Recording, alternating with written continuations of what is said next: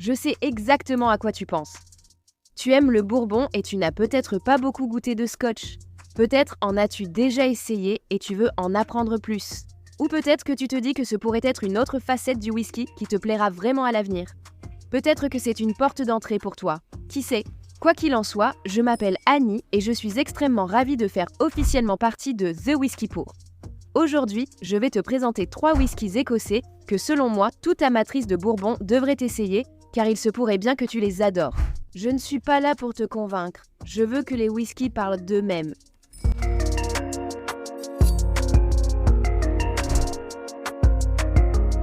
J'ai choisi 3 styles assez différents. Le bourbon a tendance à être plus sucré que le scotch, donc je n'ai rien sélectionné qui s'en éloigne trop. J'ai essayé de choisir des choses un peu plus douces pour que lorsque tu commences, ce ne soit pas trop brutal. J'ai aussi sélectionné des choses qui n'ont pas un taux d'alcool trop élevé. Je veux vraiment que tu puisses apprécier les saveurs du scotch sans être submergé par une forte brûlure d'alcool sur tes papilles. J'ai aussi essayé de choisir des choses qui sont à un prix plutôt raisonnable. Si tu commences tout juste à goûter du scotch pour la première fois, tu n'as pas envie de dépenser des centaines de livres ou de dollars pour du whisky. Donc j'ai essayé de choisir des choses qui sont, plutôt dans la moyenne, d'excellents whiskies mais qui ne vont pas non plus te ruiner complètement. Comme je l'ai dit, les 3 whiskies que j'ai choisis sont de styles assez différents. Alors assure-toi de regarder jusqu'au bout pour voir si quelque chose te semble intéressant à essayer en premier. Le premier whisky que j'ai choisi est l'Edradour 10 ans d'âge. Edradour est une toute petite distillerie dans les Highlands. Ce n'est pas une distillerie très connue et je n'entends pas beaucoup de gens en parler, mais en réalité, ils produisent de très bons whiskies. C'est mon son préféré au monde. Celui-ci a vieilli dans une combinaison de fûts de Sherry Oloroso et de fûts de Bourbon, donc si vous aimez le Bourbon, vous savez, il y aura quelque chose de familier là-dedans. Mais la note dominante, la saveur principale ici, sera l'influence du fût d'Oloroso. Dès le premier nez, je ressens des notes riches de sherry, donc du chocolat noir, des fruits secs, un peu d'agrumes. C'est un scotch très classique vieilli en fût de sherry. Je ressens clairement un peu d'épices saisonnés aussi. C'est délicieux et sucré, et pour moi c'est vraiment l'odeur de Noël. Je ne sais pas si c'est ce que tu aimerais entendre à cette période de l'année, alors qu'on est censé entrer dans le printemps. Pour la science, je vais devoir y goûter. Slant. Oh, l'Oloroso lui donne juste cette belle douceur de caramel. Il y a des notes de miel, un peu de vanille, et la finale offre une magnifique note épicée qui reste sur la langue et que l'on sent jusque dans le fond de la gorge. C'est vraiment un scotch de style sherry classique, c'est tout simplement génial.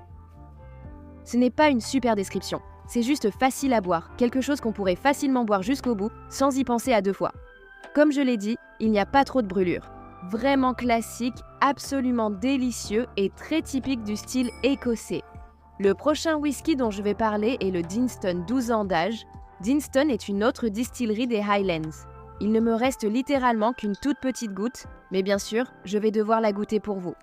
Dinston, distillerie des Highlands, est réputée pour ses whiskies cireux et son style unique. Je suis une grande fan de Dinston. Ils offrent des whiskies aux finitions sympas que j'adore, mais aujourd'hui, celui-ci est affiné en fût de Bourbon. Donc, cela devrait vous sembler familier si vous ne voulez pas trop vous éloigner du whisky écossais et chercher quelque chose d'assez familier.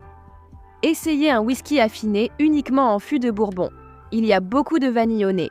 C'est aussi assez agréable et épicé, mais plutôt sur la cannelle que sur le poivre. Le degré d'alcool de celui-ci est de 46%, donc un peu plus élevé que l'Edradour qui était à 40%.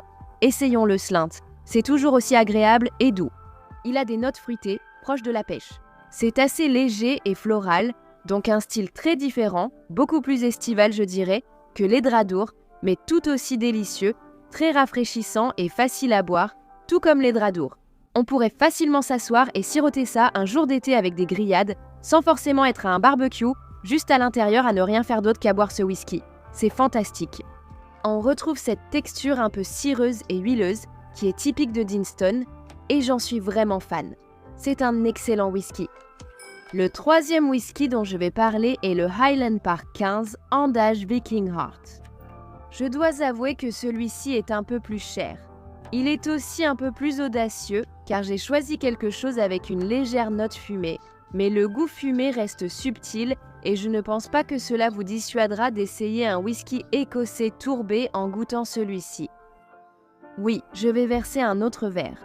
Highland Park est situé sur la côte des îles Orcades, ce qui signifie que leurs whiskies sont fortement influencés par la mer. Avec un peu de chance, il y aura du sel et généralement un peu de fumée. Celui-ci est plus subtil dans ses notes fumées, mais on les sent quand même.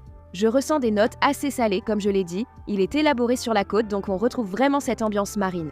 Il y a aussi une belle douceur, un peu de vanille. Celui-ci a vieilli dans des fûts européens assaisonnés au sherry et des fûts de chêne américains assaisonnés au sherry. Donc il y a une belle douceur, un agréable parfum de caramel que l'on sent au nez. Nous allons le goûter maintenant. On sent vraiment cette bouffée de fumée en bouche. Encore une fois, ce n'est pas trop puissant et on retrouve vraiment cette belle douceur du sherry. Il y a un peu de miel, un peu de caramel mou, encore cette touche salée, vous voyez, donc du caramel salé. C'est délicieux et frais. J'adore les whiskies tourbés avec de la viande, donc je l'accompagnerai sans hésiter avec de la viande fumée ou du fromage fumé. J'aime associer les whiskies au plat. Celui-ci serait idéal, comme je le dis, avec du fumé ou du sucré. J'aime aussi associer des mets sucrés avec des whiskies tourbés, mais je pourrais faire toute une autre vidéo à ce sujet. Dites-moi si cela vous intéresserait. Le degré d'alcool de celui-ci est de 44%, donc ce n'est pas trop élevé.